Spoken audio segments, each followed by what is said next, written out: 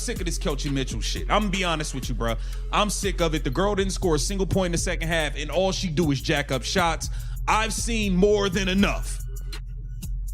Passing the ball to Caitlin Clark, not passing the ball to no damn body. She wouldn't even throw the ball to her own shadow because she's so scared of it leaving her hands. She thinks she's going to go into cardiac arrest if the ball leaves her hand and it's not her shooting. We gotta but somebody gotta go. Either Kelsey Mitchell and Stephanie White need to go, or Caitlin Clark gotta go. Something strange has been happening every time Caitlin Clark and Kelsey Mitchell share the court. And fans are starting to notice a pattern that nobody expected. The chemistry looks different, the passes seem harder to find. And some viewers are questioning what is really happening behind the scenes. Is this just basketball timing? Or is there something more? Why does Clark keep getting overlooked? And what is the real story nobody is talking about? I'm really beginning to wonder if the Indiana Fever as a whole, the organization, even likes Caitlin Clark. So right after the game, what did they post? They post Kelsey Mitchell. I just don't understand this organization. Like, do you not get it?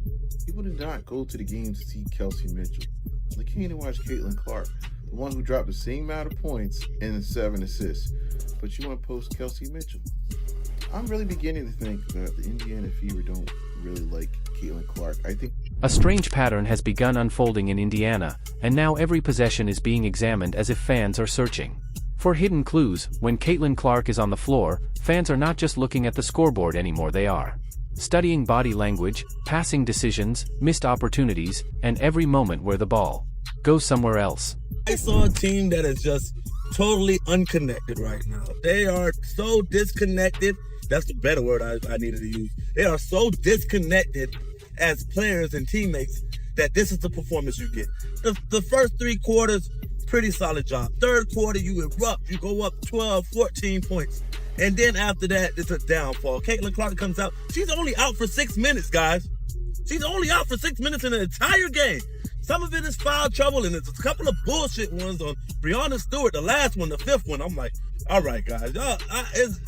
I know it's going a lot of hit pieces that's going on around Caitlin Clark right now. The latest debate surrounding the Indiana Fever is not about whether Caitlin Clark can play. That question disappeared a long time ago. The bigger conversation is about chemistry, trust, and whether one of the most talented young players in basketball is getting the kind of connection from her teammates that fans expected. This is the film proof.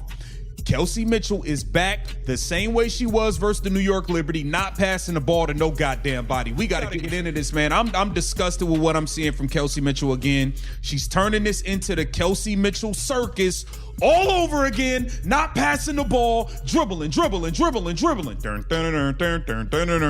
It's a circus when this girl plays. I am sick of it. Caitlin Clark needs to get far, far away from Kelsey Mitchell. Let's get into it. This is ridiculous. All right, we're going from the beginning. Caitlin Clark's going to get a ball to Kelsey Mitchell. And right in the middle of that conversation is Kelsey Mitchell. Mitchell has been one of the Fever's most important offensive players, a veteran scorer who has carried the team through difficult moments, and has proven throughout her career that she can create shots when the pressure gets high. Because she brings butts to the seats and sell merchandise and things like that, and brings national attention to their brand. But I'm beginning to feel that way. I don't think they really support Caitlin Clark. They don't, and I go by their actions, not their words. I don't care what they say in press conferences. I don't really care what they say in commercials or on social media. That don't matter. I by their actions. But recently, some fans have started asking a different question. Are Mitchell and Clark truly playing together? Or are they simply sharing the same court? That question exploded after several games where viewers noticed possessions that appeared disconnected. Fans pointed to moments where Clark was open, where a pass seemed possible, or where the offense appeared to slow down while Mitchell controlled the ball. Suddenly, social media became a courtroom, and every basketball possession became evidence. Some fans claimed they saw a pattern. They argued that Mitchell was holding onto the ball too long, taking difficult shots, and not involving Clark enough in the offense. Others pushed back, explaining that basketball decisions happen quickly, that defenders influence passing lanes, and that one player controlling the ball does not automatically mean there is a problem. But this is where the story becomes Interesting, because the reality is much more complicated than a simple player refuses to pass narrative. Basketball chemistry is not built overnight. It is not like buying a new phone where you open the box, press one button, and suddenly everything works perfectly. Sometimes teammates need months, even years, to understand each other's timing, habits, and instincts. Atlanta Dream back-to-back. Caitlin Clark just lost to Angel Reese back-to-back. This is disgusting right here, man. And y'all keep saying, oh, man, y'all be going hard on Stephanie White. She's a good coach. Where? Caitlin Clark came out on fire. 13 points in the first quarter. You would think second quarter we giving her the ball. No, we can't do that. We have to make sure Kelsey Mitchell catches up. And she had a good second quarter, but why is Clark not even shooting? Fever entered this era with enormous expectations, because Caitlin Clark arrived carrying a spotlight unlike almost anything women's basketball had ever seen. Every game became a major event, every possession was analyzed, and every teammate suddenly found themselves under a microscope. For Kelsey Mitchell, that microscope became even brighter. Before Clark arrived, Mitchell was one of the faces of the franchise. She was the player trusted to create offense, attack defenses, and take difficult shots when the team needed someone to make something happen. Then Clark arrived, bringing elite passing ability, incredible court vision, and the attention of millions of new basketball fans. The dynamic changed instantly, and that is where expectations became complicated. Many fans imagined Clark stepping onto the court and immediately transforming the Fever into a perfectly synchronized machine where every teammate would know exactly where to stand and when to cut. But real basketball does not work that way. Even the greatest players in history have needed time to develop chemistry with teammates. The difference is that when a player like Clark is involved, every missed connection becomes a headline. That is the strange reality of being part of a team with one of the biggest stars in sports. Okay, I am officially on the Indiana Fever hate Caitlin Clark train. I did not really see it as loud and as clear as everyone else did. Maybe because I'm just naturally an optimistic person. Maybe it's because I thought to myself, there's no way her teammates could buy into the nonsense, the propaganda, like just all of the media bias, the random fans. And I thought to myself, there's just no way, right?